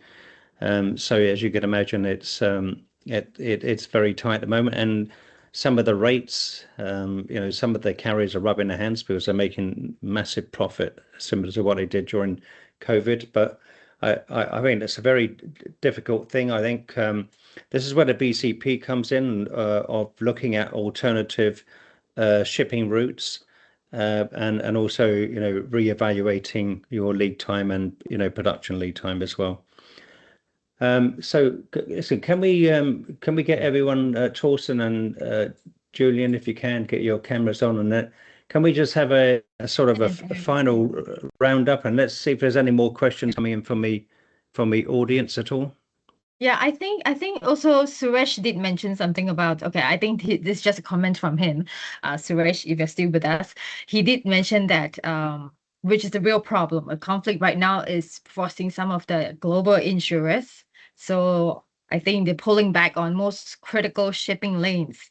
Is that right, Suresh? I don't think he can speak, right? Or all muted. Okay, but I think with that also comes into discussion is in which region or corridors do you think, in your opinion, will be emerging as a new risk hotspot that companies should actively monitor?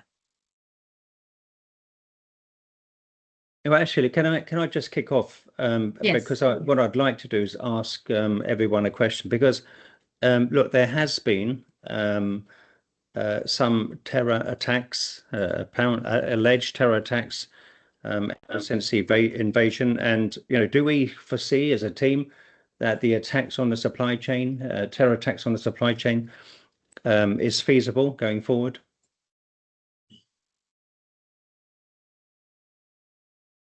Silence means agreement.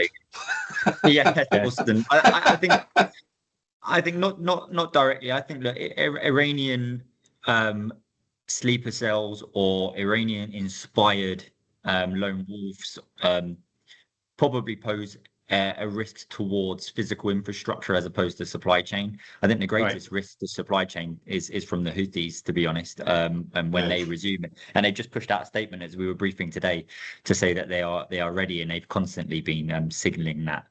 So it's definitely something to consider. Like particularly in Europe, we've seen an uptick and we've seen new groups emerge, and that's something that needs to be monitored and tracked. And I think back to Yvonne's question on the next choke point, I think it's probably an obvious one, but also quite sensitive one. It's the South China Sea. What does a poly crisis actually look like? And does these types of events, US, Venezuela, Israel, Iran, US, do they actually embolden some of the other kind of greater geopolitical competition for an eventual poly crisis occurring? So I think that's the one, if you haven't prepped for, you should be. I'll agree with that as well, Aaron. I posted on it last week on LinkedIn, but it's been forever my grace and favour to comment on it at every single TAPA event I've ever been to. Completely agreed with you in full. Just as a note and point today as well, the US Army's raised its upper age for recruits to 42. The other times that it's done that was the Civil War, the First World War, the Second World War, the Korean War, and the Vietnam War, as well as during Iraq. So just as a noted bit as well, it's quite an interesting thing when we're talking about signals, where you can take from your BCPs or other areas, notable events or notable things changing. Yeah. And of course, look, there is the 2,500 Marines dispatched. And I did hear one commentator mention the fact that the 5-day extension before Trump decides to bomb the power plants, it's actually given a little bit more time for those troops to arrive. Any thought on that, on boots on the ground and the impact of that? Mark, sorry, I don't know if that was directed at you. I'm happy to add on to that if you've got any additional comments. Please, I could drip on all day, but yeah, please, Aaron. You.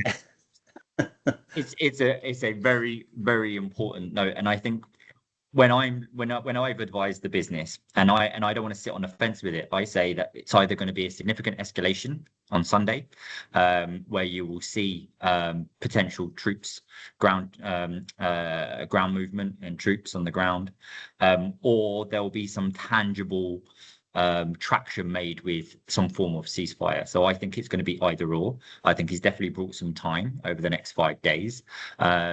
So I think it's we're coming to an inflection point. We're definitely coming to a point where it can go either a lot worse or it will gradually get better. That doesn't mean that we recover quickly. Yeah. I think everybody's very conscious that actually the recovery is going to take longer.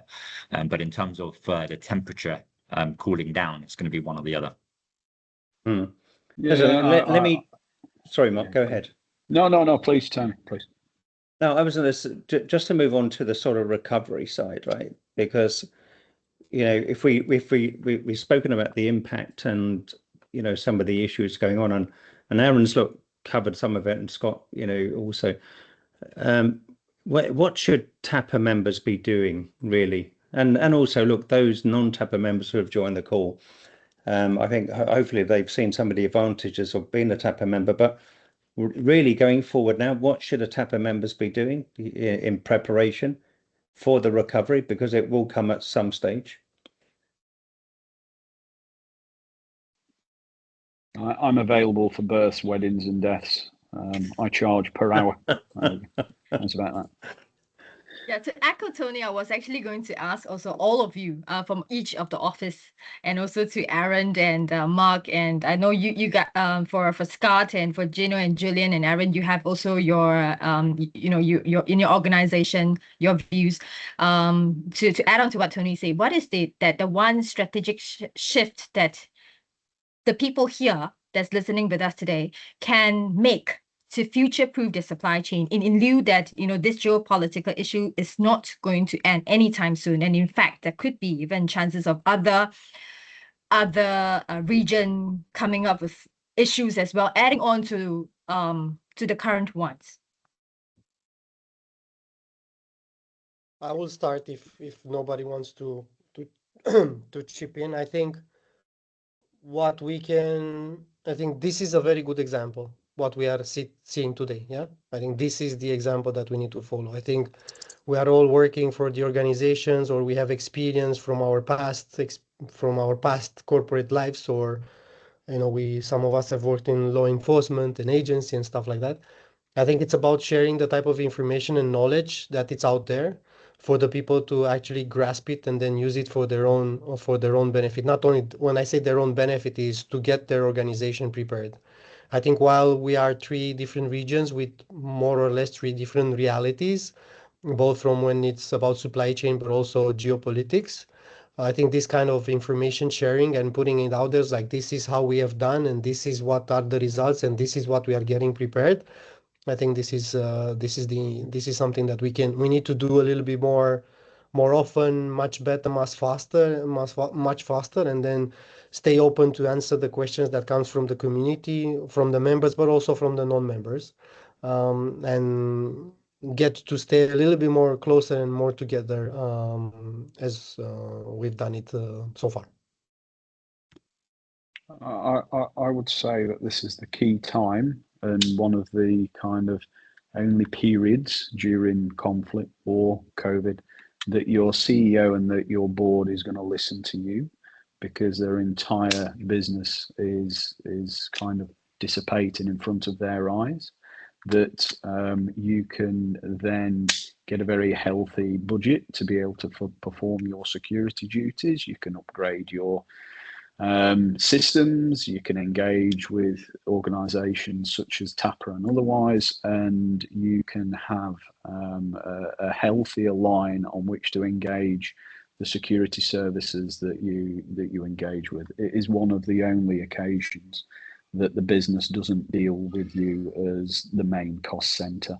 And as Julian was quite rightly saying earlier, you need to be integrated with everybody. And again, it's the time when you can have those conversations and integrate with everybody, because all of a sudden, everybody's your best friend instead of ignoring you in the hallway.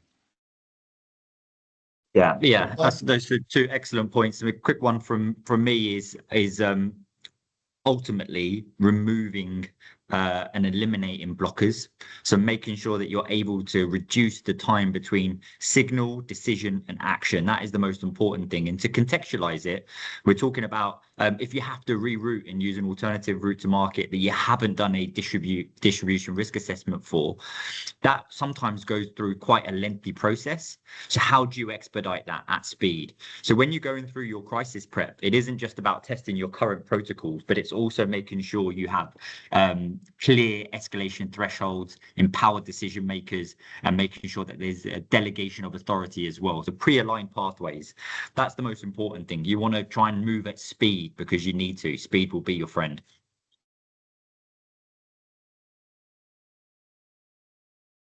Okay. So any more questions? I saw we have one here from Jan.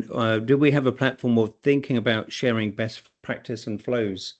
I know Torsten, you want to talk a little bit more about TIS and what does it mean for instance, with the TSR and the safe parking locations?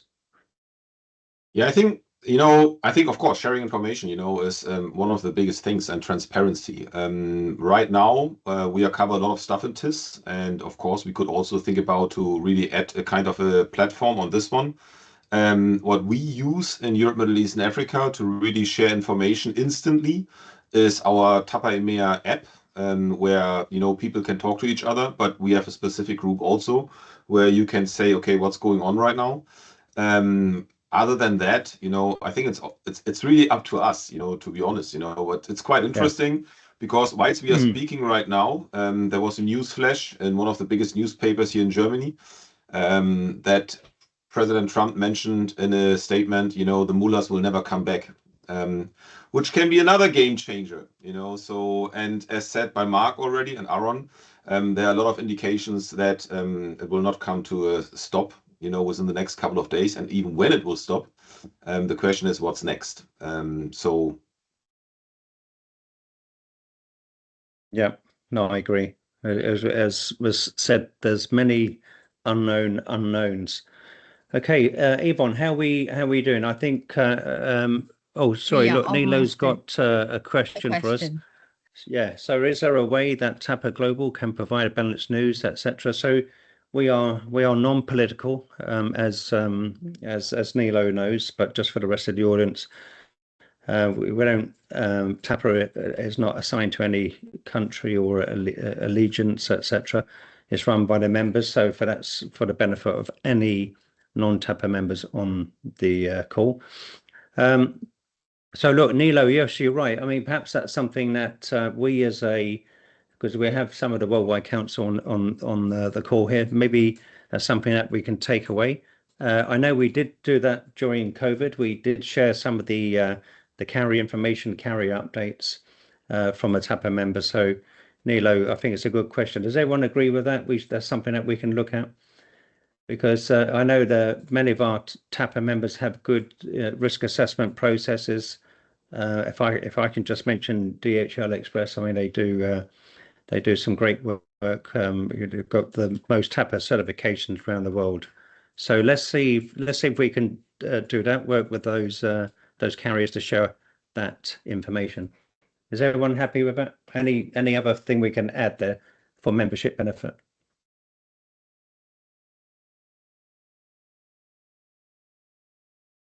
No, I know Scott mentioned one of his providers provided some news as well. So perhaps we can do that, Nilo, get that out.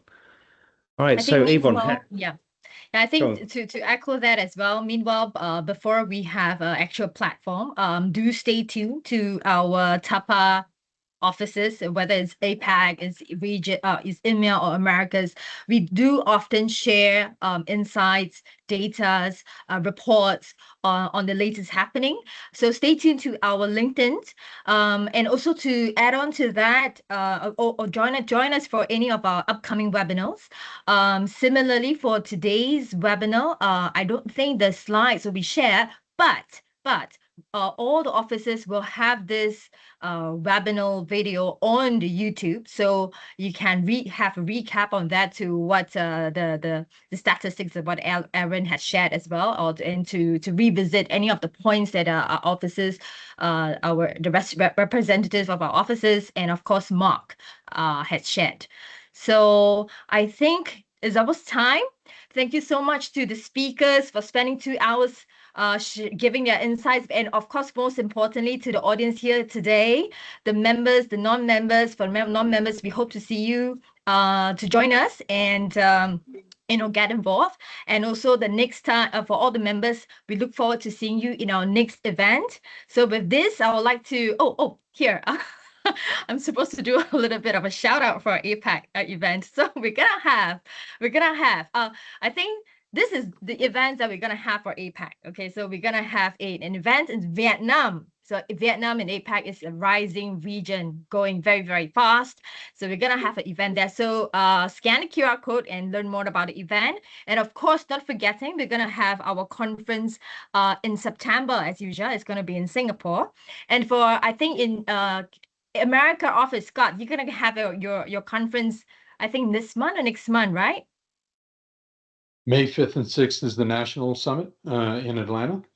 And then we will have the T2 conference in November in Phoenix. Great, thank you. And Thorsten, the email office is also going to have your conference in June. Yeah, that's correct. It's going to be 10 and 11th of June in Oberhausen in Germany. Okay, great. So for more information on all these events that's coming up, so do reach out, do look at the TAPA APAC, TAPA EMEA, and TAPA Americas website and our LinkedIn, and you'll get more information on them. So with that, I'm not going to hold everybody back. Thank you so much for today. With that, just want to say that with all these things that's going around, and also not just geopolitical instability, not just supply chain rerouting but there is also the constant evolution of crime, cargo crimes. So with all these, we do need to get prepared for, rightly prepared, adequately prepared for this, to anticipate all these issues from happening. So with this, I wish all of you stay safe, stay secure, and I look forward to seeing all of you in our next event. Thank you very much for today. Thank you. Thank you very much. Thank you, everyone. Guys. Thank you. Bye. Thank you. everybody. Bye. Thank you. Shukran.